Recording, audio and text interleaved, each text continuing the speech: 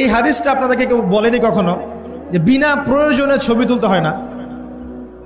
কিয়ামতের মাঠে সবচেয়ে বেশি শাস্তি যাদেরকে দেয়া হবে তারা হচ্ছে এক শ্রেণীর মুসাউয়ির, যারা তাসবির আঁকতো, ছবি আঁকতো বিনা প্রয়োজনে, অপ্রয়োজনীয়, এবং আল্লাহ পাকের সৃষ্টির মতো সৃষ্টি করত। এদেরকে কিয়ামতের মাঠে সবচেয়ে বেশি মর্মান্তিক শাস্তি দেওয়া হবে। এটা একটা হারাম কাজ, ক্ষেত্র বিশেষে হালাল করা হয়েছে। কিভাবে হালাল করা হয়েছে? পাসপোর্ট সাইজের ছবি ছাড়া আমার ভিসা হবে না, আমার পাসপোর্ট হবে না, আমার এনআইডি কার্ড হবে না। ওলামায়ে কেরাম একসাথে বসে ইজমা করে দিয়েছেন, আচ্ছা এটা জায়েজ, এতটুকু জায়েজ। আর এই যে আমরা কথায় কথায় সেলফি আর এই ছবি, এই সংস্কৃতি কোত্থেকে আসলো? এটা তো মুসলিমদের সংস্কৃতি না। ছবি মূর্তির সাথে আমাদের সম্পর্ক কি?